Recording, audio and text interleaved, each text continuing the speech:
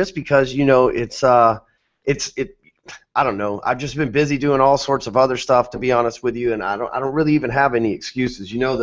One of the people that I wrote the theme song, I wrote this theme script, right, for this whole Sean and Ryan together. It turns out, even though you live one city apart, it's hard as fuck to still be able to get together, right? And so, we're not able to meet up here at the office to where we particularly can sit in here, and he's not that technologically advanced. So sometimes it doesn't work out, and since shit hadn't worked out, we haven't done a whole lot of episodes this year. But I thought, you know what, I'm gonna quit screwing around, hence the title of the show here, and I'm going to just do a radio show. I feel like the audience has probably been out there going, man, is this dude even broadcast anymore? Like Ryan Stewman, the OG godfather of podcasting, right? Been doing this shit way before it was cool. I've been doing this shit before I even knew what a podcast was. I just wanted something that I could fucking get in front of a microphone and share my passion with. That's all I wanted. That's all I wanted. And Blog Talk Radio happened to be the thing to give it to me. Then all of a sudden I see all these people, they're like, oh, Stewman's onto something. Listen, I've still got shows out there with only one listen to them, right? I've been doing this shit for a long time, and I'm not trying to take any credit, and I'm not saying I'm the best at it, but I know that I've been podcasting for a long time, so a lot of people are probably like, what the fuck happened to this guy? I'm not dead. I'm always to be found at ryanstewman.com, hardcorecloser.com, facebook.com, thetwitter.com, the Twitter. Make sure you go to thetwitter.com, right? You got to make sure you get the right URLs. It's the Twitter, right? I think. Anyway, so I'm gonna kind of reformat the whole way that I've been doing this because I haven't done a lot of podcasts for you lately in 2014. I think I've only done 2 to be exact, which is really shitty considering it's May. And it's not like me to drop something either. It's just hey, you know what? Things happen for we got busy with all this other stuff. Excuse, blah blah blah blah blah blah. But we here now, right? But the bottom line is I'm going to change the format of this to make up for that, right? I'm going to have some people. I've already got some folks lined up to come in here, start their own radio show. So we're going to change this from like Rockstar Closer Radio. It's going to become the Rockstar Closer Radio Station. And so we're going to have multiple podcasts come through here on a weekly basis, and you'll not only get to hear from me, you'll get to hear from people who've been guests on the show. You'll get to hear from people that are going to be broadcasting weekly, bringing you a different message in a different way that I can. That way more of you can be reached. And it's just, it's all around good things. So my show, actually, I'm going to switch how I do things since I'm no longer going to be Rockstar Closer Radio, right, because this is just me. I believe I'm going to call my show Talking Shit with Stewman, and I think that it's just going to be a rant show because there's going to be other people bringing business value and stuff like that to the program. I think I can finally give my comedic spin on business and actually make it something that you'll enjoy. So new format, pretty cool. Talking Shit with Stewman. Just keep an eye out because the Rockstar Closer Radio Station is really a thing that's going to happen, so don't get it twisted. All right, so also, man, I've got this. If you go to www.showupandclose, that's show up and close. Some people say shut up and close. It's not it. Show up and close. SHOW. Showupandclose.com. You can put your name and email in there in exchange. I'll give you a video that I call Selling with 6 C's. Really simple, but really a unique way to make sure that you're following this checklist of items as you go through your sales process with prospects, whether it be on the phone, Facebook message, email, however you like to roll and get your commission. Because I say, oh, you have to sell on the phone, because that's not the case for me. I don't sell everything that I do on the phone, so I don't believe you have to sell on the phone. A lot of times I get on the phone and make sales, but that's not the only way that I do it. I'm not a fan of cold calls whatsoever. Never in your life make cold calls. That's just not cool at all, in my opinion, and a complete waste of time that you could be productive doing something else. But that's, again, some people are really good cold callers. Me, I think that shit's fucking ridiculous, right? I think that it's useless. So especially since we all know that 86% of all phone calls go unanswered. Bottom line is the Selling with 6 C's is going to show you how to close people through chat. It's going to show you how to close people through email. It's going to show you how to close people through video, through Facebook, whatever you want to do, right, on the phone, however it is that you and your prospects, is like if you're selling social media, then a lot of your prospects might be showing up through social media and don't want to get on the phone, so why the fuck would you force them to? Well, I'm just saying, right, if you can learn to articulate your message good enough, you could close them through Facebook chat or through Twitter chat, the Twitter chat. And so, Anyway, watch the 60s. Look, if you like the program, I'm not going to bullshit you. It's a $1,000 sales program. There's over 30 videos altogether in this program. So that's like one video a day. And I've made this program for salespeople. I didn't make 30 one-hour videos that like fucking 30 hours of your life is being wasted as if you went to this sales seminar for, 3 days back to back. I didn't do that. I make these videos between, 3 and 7 minutes. That way you get in there, you get trained, you get what you need, and you go to work for the day. The idea behind the Show Up and Close program is for you to watch a video a day for pretty much the entire month, and then a month later, and as the progression of that month, just totally change your game. You'll continue to see an ROI over and over and over and over again. Now look, it's not some pretty product.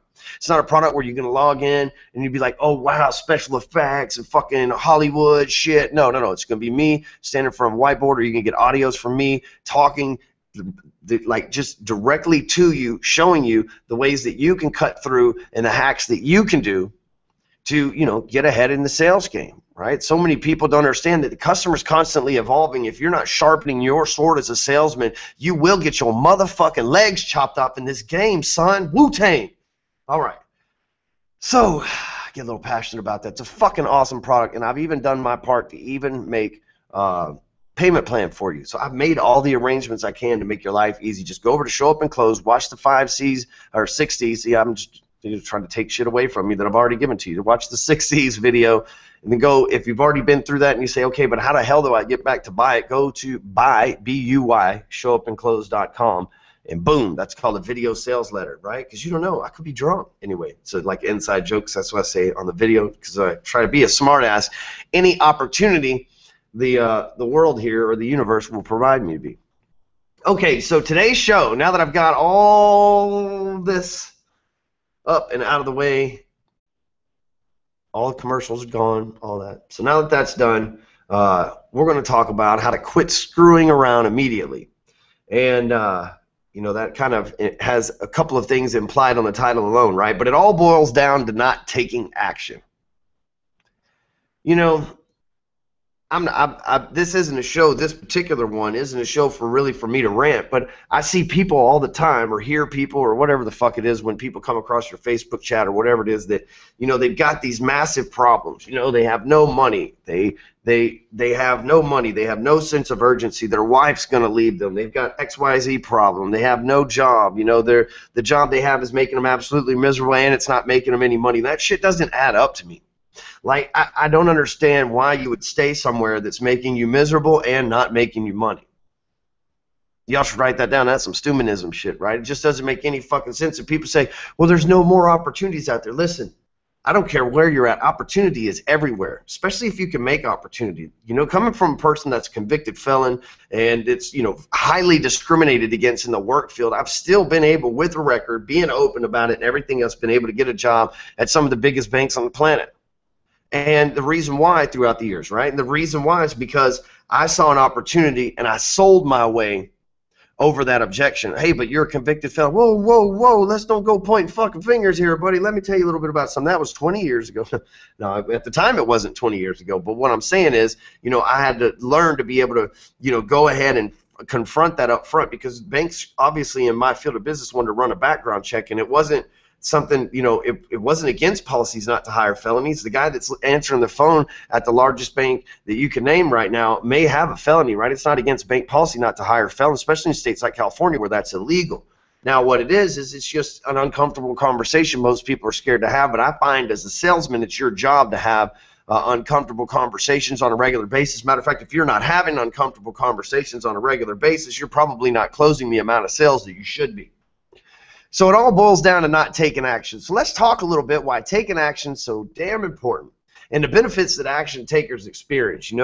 I'm an action taker, so I can speak a lot of this stuff firsthand. I see the guys that are in my hardcore closer mastermind tribe. I see the guys that are going through these Break Free Academy programs that we're about to actually do the very first one this weekend here in Dallas, Texas, and we're going to launch this. We're about to just change 15 people's lives and businesses like they would never believe. So it's really exciting times here anyway. But the thing about action takers, people are drawn to them.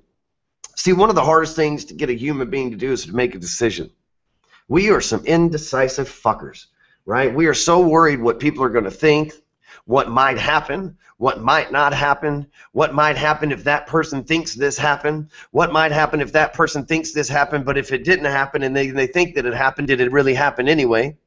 We will think ourselves into nothing. You know, the number one objection I can tell you that I get when I'm on sales calls, I can tell you that my guys get when they're on sales calls or when we're on chat is, I need to think about it. Which is not true, because you're not going to hang up the phone and contemplate. See, yesterday my wife Ashley went through a strategy session with Marcy Locke, you know, badass coach for women. She's like the female Garrett J. White. You know, that's a really good compliment in my opinion. And she literally is. And so Ashley talked to her, bought into it, and it wasn't. And my wife is very indecisive, honey. You know, it's not like I don't tell you this anyway. But she will think herself into oblivion. It drives me crazy. The fact is, she came down there and she knew. She said, "Hey, this is for me. I don't need to think about it, right? And what can you do? Can you give me the credit card, honey, where I can pay for this?" Right? Because she knew something was important. But every day I see people that say, "Well, you know, I need to think about it." It's not that they're going to sit there and toss and turn all night and really wonder whether your program's good. No, they give it about 30 seconds of thought and then they try to forget about it. See, when they say, "I want to think about it," what they're really saying is, "I'm going to try to forget about this as long as I can until I can't forget about it anymore, and then I'm like, I got to fucking do it now." Think about it. That's really what people are saying when they say, "I need to think about it." Really, they're saying, "I don't want to think about it. I don't want to face what I need to face. Fuck, this hurts." Which anytime something hurts probably means you need to do it again. Like when you work out and your muscles hurt, you know, you do it again so that you hurt them again so that they grow. You know, you come in from a CrossFit, you know, you're sore in all these different places. Good, man. It means you push your body to the limit. When things hurts, when you grow. But when people say they want to think about it, that's exactly what's going on. They're saying, you know, "I don't want to think about it." They're actually just telling you a bold-faced lie. Next time somebody tells you, "I want to think about it," you look them in the face and say, "Liar! No, no, you are not going to get off this phone call lying to me, son, because we both know you're going to try hard not to think about it." But here's the thing about people that don't think about it. People are drawn to them. Because one of the hardest things it is that there is to do for a human is to get someone to make a decision. When people see somebody that can be a decision maker, they're drawn to it. Management, decision makers. Upper management, decision makers. C-level executives, decision makers. Employees, people that run shit, not so much decision makers. You see the difference? See, people are drawn to decision makers. Decision makers are the ones that run the world. Now, you think of decision makers as that they're making decision for you, like your government and everything else. The fact is they're decisive, which gives them authority anyway. Right? Stick that in your pipe and smoke it. But seriously, they're decisive. That's what gives them authority anyway, because people are drawn to them. They're like, you know what? Just like when they tell you, "I want to think about it," what they're saying is that they don't want to think about it. What they're also saying when they see a decision maker is, "This dude will think for me so that I can continue being a sheep." I'm in quite the humorous mood today. Sorry if you don't get my humor. I don't fucking care. I'm trying to be as funny as I can. Anyway, taking action is important, you know, because there's a lot of benefits to being an action taker. Like I said, people are drawn to them. They're like, "Oh, dude, this guy's a decision maker. He can think for me." I know when I run a company, and I guess I'm considered a C-level executive of whatever. I have a very small company. We do very well lucratively, but it's not like I have this huge task force of employees or any of that shit, right? But I know when I find somebody that can make a decision, those are the people that I promote in the organization, because that's what I'm looking for, someone that can make a decision.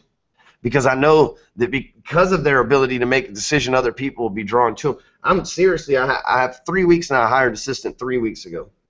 I have a phone call with her this morning. She's already priced and made arrangements for us to have an app and a book published. And literally 3 weeks ago, she had no idea what a WordPress site was. The fact is, she's taken action night and day and worked really hard. You know what? She's over there making arrangements with my developer on the side to get all this stuff done. I didn't even know about it, and she didn't even know that this was on my mind. She was just taking action. You know what? I admire that, because the fact she's a decision maker. You know, that's the kind of person that goes places, right? The assertive decision maker. Right? You know, but also a thing about decision makers, people that can make quick decisions, is spontaneity. So many people live these mundane lives, right? They can't make, you know, I'll give you an example. I was in Laguna Beach last week, and I made a video, and it was like me at the beach with like the, you know, the selfie camera style, and And I was just kind of doing this video about, you know, even though you're a W-2 employee, you don't have to like necessarily be behind a desk 9 to 5. You know, there's a better way of doing things. And, you know, people, I didn't give away all the secrets in the video. It was like a little 2-minute, 20-second video, something like that. But so many people were like, man, it would be nice if I could get away. Oh, man, you can't get away. Oh, man, you can't do that. I have this job. I'm not able to have this freedom, which is bullshit. Because if you can sell a bunch of stuff and you can be top producer in that company, you can make your own fucking rules. I'm sure a lot of places that I've worked for wanted to fire me over the years, but I made them so much damn money they had to keep their fucking mouth shut. Right? That's not a bad position to be in. Right? To be in a position where you're so good at what you do and so valuable to the company that all of a sudden you get to run shit by default. And any good salesman's experienced that a time or two in their life. And so the reason why I say that, in that video I talked about being able to vacation and stuff, and people say, oh, I sell insurance, oh, I sell cars, oh, I sell mortgages, real estate. I'm not able to vacation 10, 12 times a year. You know, Sean, my business partner, Sean Mathis, you know, he worked for Fortune 100 insurance company, became their top salesperson in the 5-year bracket or whatever the hell the statistics were that he made. Top salesperson in his bracket, was repeatedly every year, had demolished any previous records that ever stood, and then was still able to go on 12 vacations, right? And we're not talking about like leave on Friday night and come back Sunday afternoon. We're talking about like leave on a Wednesday and come back on a fucking Friday if you wanted, or a Saturday, or not come back at all. It's plenty of times that, you know, we went to Miami or New York right there in the middle of the week. No questions asked, no nothing. The reason why is because they knew, A, he had built a business that he could put on autopilot even though he was a W-2 sales employee for an insurance company that required him to be at work 9 to 5. He found a way around it. See, you say your work requires you to be there from 9 to 5, but yet you work from home. Just think about that for a second. Well, I got a 9 to 5, but yet you work from home. So boss man don't really know what the fuck you're doing as long as you got your laptop open. As long as you don't check in somewhere on Facebook. Second thing is, you know, you say, you know, well, you know, I can't leave my office, but you drive around to these networking meetings all day. So you're just spending your time doing the wrong thing. See, if you built a big-ass business, you sold a bunch of stuff, then you leveraged videos, media, websites, FAQs, everything that you could to where you could take the least amount of time from your life to invest it in your business. Now, that's not the case up front. You have to invest heavily because you've got to create all this media to do your job for you.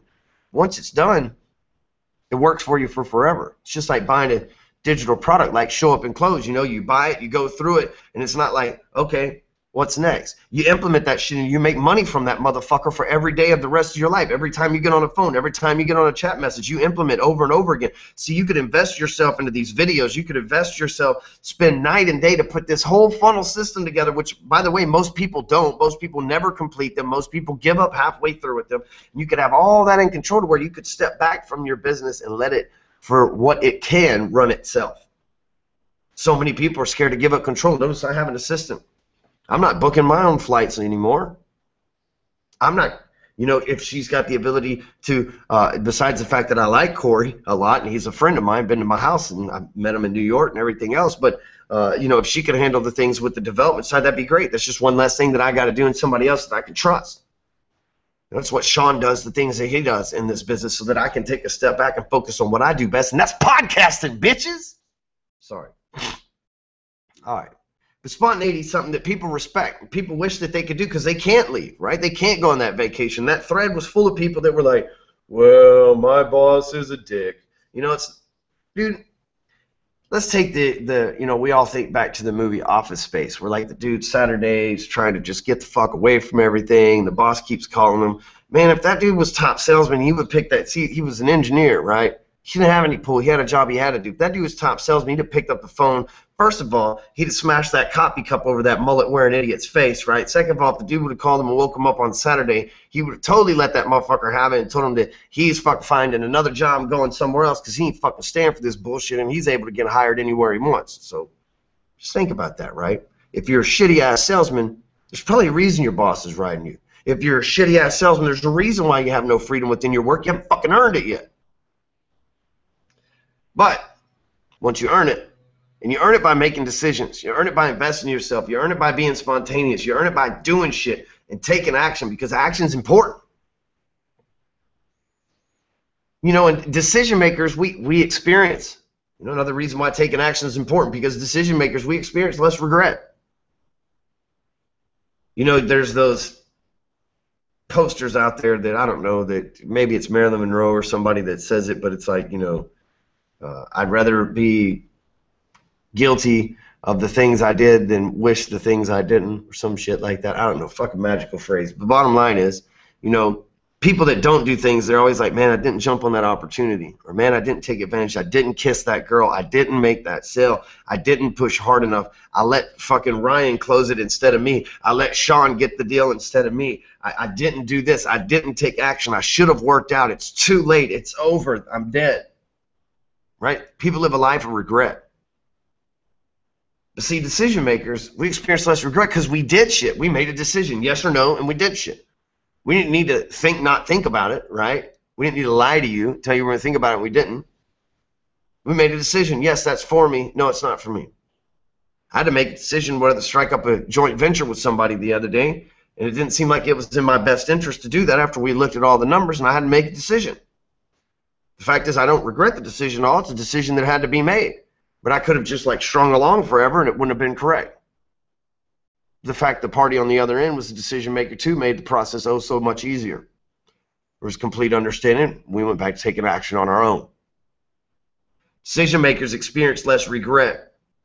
The regret is, I shouldn't have done that, but there's a lesson to be learned from it. So a smart entrepreneur doesn't ever really experience a regret because he experiences the education that he got and the energy that he received from taking the chance and taking action and making a decision.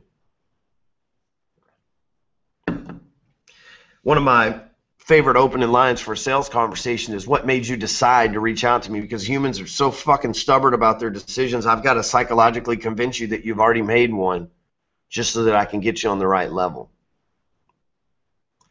By the way, that's the C in our closer training method. What made you decide to reach out? It's powerful shit. Many of you listening right now go, that son of a bitch replied to me on Facebook. I got it swiped. Copy and paste, baby. I know what I'm doing. Everything's on autopilot. What made you decide to reach out to me? Decision makers, you know, we don't experience the regret like most people do. We don't have to go through the pain because we've taken action. We've done stuff. You know, like I said, if you extract a lesson, like even I'll even go back again, like me going to prison. You know, I could have made different decisions. Maybe I regret the decision I did make that life, but I learned so many lessons through that. The pain that I experienced, the knowledge that I gained through it. It's hard for me to view anything as from a pessimistic point of view. It's hard for me to view anything from a place of regret or a place of, you know, a place where I'm like, but you know, I got this experience from it, this education that I'm going to be able to utilize for the rest of my life. Just like I said, it's like when you buy a product like Show Up and Close, you go through something like Break Free Academy, it's something that you get to utilize and experience for the rest of your life. And just by the way, Sean Mathis knows I'm on the motherfucking airwaves here, yet he's sending me Facebook chat stuff. So I'm actually recording this for you, Mr. Mathis. We interrupt this broadcasting station to let Sean know what's going on here. He likes to call during my Monday morning 10 o'clock calls too. Right? I swear to God, he's got an alarm. It's like, oh, it's the only couple times a week Ryan's busy. I'm going to hit this motherfucker up, see what he's doing, right? But anyway, Sean, you'll be able to start your station soon because I'm recording all of this on how I'm putting it together, you see? And then I'm going to get Lindsay to do it all. So back to the story, y'all. That's how he does me. See, and I have to work with this on a consistent basis. That's exactly how I get treated all the time. It's just... All right, so now that you know why taking action is important, right? Because people are drawn to action takers. Spontaneity is something that everybody wishes they had and can do, and decision makers experience less regret. Let's talk about 3 steps to taking action, right? Because after all, the title is how to quit screwing around immediately. So let's talk about how to really do that. So now that we got the why you need to quit screwing around, let's talk about how you quit screwing around. So there's this saying that I heard from this preacher that's always like stuck out in my head, and I've loved it. It's one of my favorite sayings of all time. And I don't know if he's the original person to say it, and I have not Googled the quote, and I probably should, but fuck it, you know. But it's you need to act that right. You like that how I use the preacher and fuck it in the same sentence. That's true Texan right there. People from Texas, good old Southern Baptists, are going, hey man, no, that's not how Texas is. Hey, he does not represent us. He's wearing a pink shirt, he's got tattoos, and he drops F-bombs left and right. He does not represent us. Yes, I do. All right, so 3 steps to taking action. First thing is, I would like this. The saying from the preacher was, you have to act your way into a feeling, because you'll never feel your way into action. And if you think about that, that's like one of those really simple yet really profound statements. Yeah, like every morning when I get up and I go do CrossFit, or I get up and I go to the gym because I alternate days. As an old man, it's all wrinkled and crinkled and rustic, sore and all that shit. I got to alternate days between the two. So each morning when I wake up at 4:30, 5:30 a.m., alarm free, I don't wake up and go, yes, let's get this shit, man. Let's go work out and hit the gym. I mean, I'm not going to lie to you. There's occasional days where I'm like maybe got a new supplement in, or I'm excited to drink my protein in the morning, you know, or whatever, and I'm ready to go. I know that there's going to be a specific person or a specific WOD at the gym or the box, so I get all excited about that. But most days I wake up and I'm like, I'm so fucking tired I can't see straight. But I know if I don't just get up and do this, I won't do it at all. If I say I'll go this evening, I won't. If I say give me another hours of sleep, I won't be able to sleep, because then I'm going to be sitting there with my mind consumed. Why the fuck I didn't just get up and go to CrossFit or the gym anyway? And so what do? I act my way into a feeling, because by the time I get to the gym, walk in, and everybody says hello to me that I know there, right? Because I've been doing this every day. I'm very sociable, obviously. Been doing this every day. I get there, then I start to feel good about being in the gym. I exercise, get that euphoria out, and I leave there feeling great, because I acted my way into a feeling, even though I did not want to get up and go to the gym, even though you do not want to make those sales calls, even though you do not want to go talk to your wife about the lurking problem within you, even though you do not want to go tell your boss how fucked up the processing department is, or how stupid the title company that he keeps fucking forcing down your throat is, even though you don't want to do that. Once you do, you'll feel good about it. You'll act your way into that feeling that you wanted all along, and it's going to fucking haunt you and rip you up inside until you do it. Problem is, most of you suck at sales, so you don't have fucking clout to go handle the things that you need to handle. And then you get so wrapped up in not being able to handle the things that you need to handle and not having authority that you can't make sales. You don't have confidence. A fucking shame spiral. This message brought to you by Dr. Stewman. He recommends that you buy all of his shit, and 4 or 5 out of doctors recommend that you buy all of his shit and fuck that 5th guy. So you want to act before thinking. Now, I'm not saying, you know, like crazy shit, go out and murder someone and go, well, I wasn't thinking about it. Stewman told me to do it. The guy just said he's a doctor, right? That's not the fuck case here, ladies and gentlemen. What I'm saying is, pick up the phone, make sales calls. Eventually, when you get the win, you'll close it. Pick it, like in my case, pick up the phone, start chatting people up. Pick up Facebook, start sending private messages. If you got an email list, send your email list an offer. One of the greatest emails I've ever sent says, hey, why are we not working together? If you're still interested in working with me, fill out this form. If not, get the fuck off my list. Literally, in those words. And guess what? My bill went down at AWeber because a lot of people unsubscribed that probably weren't going to work with me anyway, because if they can't take a joke like that, then fuck them. Second of all, I think Sean and I got 172 people on the list that had not been working with us that filled it out to want to know more information. Call that a win. So making sure that you act your way into a feeling is huge. The reward is huge. Act before thinking. Then once you start acting before thinking, you get in the habit of that. Like, don't stop. Keep doing it anyway. Keep making decisions. Like, it's like that movie Yes Man. The first time he said yes, he was like, got a little lighten up on his load a little bit, you know, shoulders and kind of relaxed a little bit, and everything started being a little bit better. The next time he said yes, he's like a little bit bigger, a little bit braver. He's like gaining that momentum. Next thing he starts saying yes to everything, and everything all of a sudden became really fucking fun to the guy. So even though those sales calls may be hard, even though those conversations with your processing department may be hard, even though those conversations with the other people in your organization, whether you're in direct sales, whether you're in management, whether you're whatever it is, right? Even though those conversations are hard, even though the decisions you're having to make are hard, do it anyway. I'm over at a friend of mine's house this weekend, and he says, you know, they made me manager of this particular place I work at. And I said, oh, man, I didn't even know that you went back to getting a job. And he's like, you know, it's more of a night thing. But here's the deal. They hired me to fire people because the owner of the company or the manager or the general manager or whatever is such a fucking coward. He's become friends with everybody, and he can't make the decision to fire them. He's worried he's going to hurt their feelings. It's like chicken shit. He hired me to fire people, which is cool because fuck people anyway. His words, not mine. But you think about that.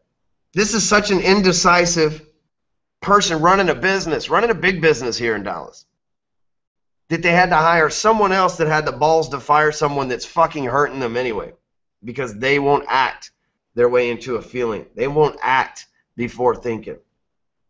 Well, if you don't start that process, you can't keep doing it anyway, right? Because what you do keep doing is not acting, not making decisions, and staying in the same rut. So these 3 steps, they have to be in chronological or whatever, numerical or whatever the hell order that's supposed to be, right? I never said that I was like a highly educated dude. I got a GED. But I did, the day I dropped out of school, the next day I got a GED. So it was like this whole little transition, really smooth. But I'm not smart. That's the last test I've taken, including a driver's test, actually. So keep doing it anyway. Here's the last thing. The 3rd step to how to quit screwing around immediately is never look back. Remember when I told you that entrepreneurs and decision makers, we experience less regret? A lot of that has to do with not looking back. I'm so extreme with not looking back that if I leave my house and I forget something, I will stop at the store and buy it to teach myself a lesson to not fucking forget shit again. Because I'm not going to turn around. I'm not going to go back. Once I made a decision, the bridges have been burned, the ships have been flipped over, sunken, whatever, and I'm on my way down that road. I might expand from there, but I'm not going back. Now, I did say that about jail once, and I was totally wrong. But other than that, I've been right. I said it about marriage, too, so I was wrong there, too. But other than that, I've been right. But I never look back. I don't look back and go, man, I should have done this, or I should have done this. I extract the lesson from it, and I move on. And even when I think when you're extracting a lesson from it, I think that's still forward progress, too. Forward motion for you sports fans. But I still think that that's forward progress too, because you're extracting a lesson that you'll continue to put in the way of not happening again. You know, like the mistakes that I've made in the past, I learn from so that they don't happen again. Like little simple things like how to moderate a group in Facebook. You leave it wide open, people tend to spam shit, so just close it, turn it off. Simple lesson learned after the first mastermind we ever ran, and we've kept that practice since then. And every time somebody asks, hey, how come we can't post in here? Because people like you trying to spam our shit, we trying to cut the fuck down on it. Thank you for proving our point. It's always that person. How come I can't just spam my link to my fan page in here? Look, fucker, nobody cares. We're all agents in here. We know you're an agent. You're in the group. If they look for somebody, they'll find you in the group. They don't need to be a fan of your Facebook page, too. Narcissistic bastard. It's true. Think about it, right? The things that people, I could go into that forever. This is not going to be a rant episode here. So 3 steps to taking action. Let's talk about act before thinking. Keep doing it anyway and never look back. Don't give yourself time to experience regret. Keep that shit moving forward. Don't give yourself an excuse to look back. Give yourself an excuse to look forward. It's like blinders on a horse, right? So, look, the key to that and all of this is taking action and making decisions. 2 things that most people today don't do. I watch people travel. You know, I travel a lot. I watch people getting on and off airplanes, and people always have like the dumbest expressions and shit like that. They look fucking confused. You know, they don't understand why everybody else had to go through the radiation tower that they search you with, but they have to as well. I mean, it's just, you know, well, everybody has to take their shoes off. No, you're fucking special, right? I mean, it's just, it's I don't know what kind of got me on that, but the bottom line is there's like people confused, people don't know what to do, people don't understand. You know why? Because they don't make decisions. They don't pay attention. They're not decisive. They're not action takers. And you know what? It's a breath of fresh air when somebody meets an action taker, because when I rolled up in the TSA and I immediately raised my hands, they immediately go in. They know that I don't have anything on me. They see I don't have shoes. They see how I roll through. They don't search my bag, and I'm out of the way, and they're all smiling and happy. They're like, why can't more people be like this guy? Now, I'm not saying the TSA is cool, because it ain't. It sucks. But you can't beat them, so you might as well do it right. And if I'm traveling, I might want to do a little fucking research, unless I've been hiding under a rock knowing that shit is the way it is these days.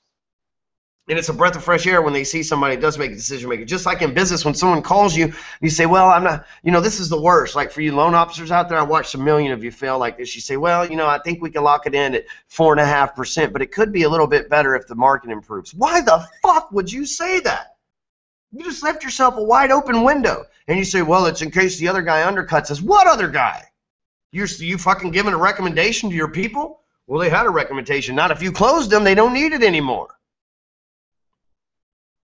You make the decision for them because most people are indecisive. Look, sir, it's going to be 4.375%. I need your signature on this paper by tonight if you want this to go down, because tomorrow is a whole fucking different ball game, and anybody knows. And we are not going to leave this shit up to chance with rates as volatile as the way they have been in the last 60 days. I know you don't pay attention to this stuff on a regular basis. I do. The motherfuckers at the big banks don't even know how to wipe their ass correctly, let alone lock in an interest rate. So let me take care of you and get this done. And by the time they process your application anywhere else, you'll already have the money in the bank, your note refinanced, and on about your fucking life that you've designed for yourself, and not stressing over this stupid financial paperwork. Can I count on you to get that back to me this evening by midnight?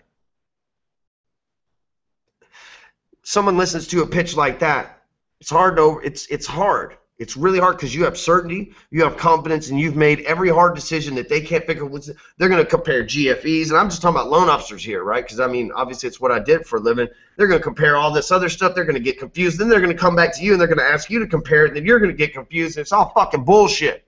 Meanwhile, when you close them, make the decision for them, and give them an ultimatum, they'll actually appreciate it. Asian people are known as some of the best negotiators out there. There's like a big focus on engineering, and they're hella negotiators. Love them to death. I love selling to them. But if you can make a decision for them, and you can help them, show them a logical way to get to a decision, they will appreciate you, because they will spend a lot. The same with engineers, CPAs. They will spend a lot of their fucking time wasting trying to save a dollar when you can just make a decision for them, and it's all good. Because you know what? Everybody respects and everybody loves an action taker. Even in the criminal world. The reason why the boss is the boss, because, man, he can think quick, make decisions, kill him. That may be his decision every time. Kill him! But regardless, people respect the boss because he's the guy that can make decisions. He's the guy willing to take action. And he's usually the guy that came up from the trenches doing those two things that got him where he's at. Same for us in sales. Same for us in corporate America. Same for us that are running shit across the globe. So here's the deal. The best way to quit screwing around immediately is just to get up off your ass and do what you need to do right fucking now.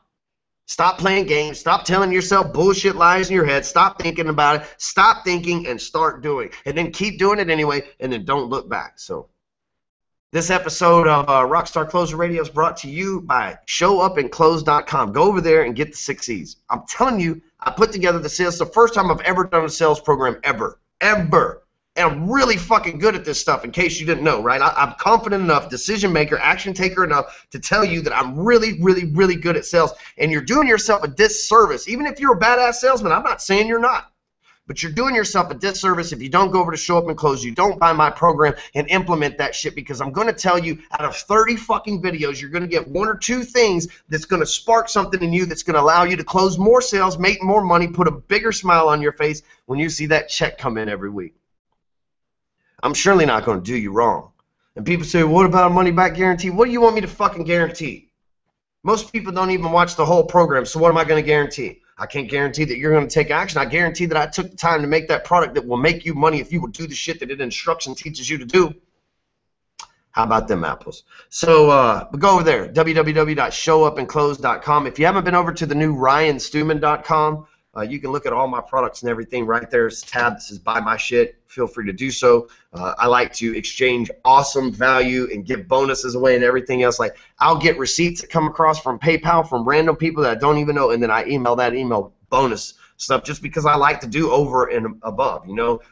That's just how I roll. I want to deliver, you know, these digital products are just out there, right? They're out there, and it's not like it's costing me extra time and money to be able to give them to the people that buy from me. I've known plenty of people to go in and buy a $27 or $97 product and end up getting $500 or $600 worth of bonus stuff just because I want to treat every customer as good as I can. And I'm lucky enough to have a digital good to where I can do that. So I'm not saying that I always deliver some bonus, so I'm not saying it's always that big of a difference. Sometimes it's even bigger, right? Sometimes I feel really generous. But the bottom line is, you do business with me. There's never any like money back guarantees, which, you know, fuck it, if you want your money back, get your money back. But there's never any money back guarantees. But I take care of all my customers. I don't have any complaints. You can look me up. I'm not out there on any of the rip-off reports or anything, because I really do care. And people watch my shit and can't believe that, you know, oh, you only charge $1,000. This is fuck crazy because I just made $100,000 last month. That's shit that I hear all the time. So bottom line, I'm going to quit putting the high pressure sales on you today, because you need to get out there and take some action. And the main thing is quit screwing around, take some action, and buy my product. That'll fucking make both of us happy today. So with all that being said, another day, another age, another time, another place. This is it for this week's edition, or months, or who knows when I'll be back. But make sure you share this on Facebook, the Twitter, thetwitter.com, and LinkedIn and everywhere else. Later.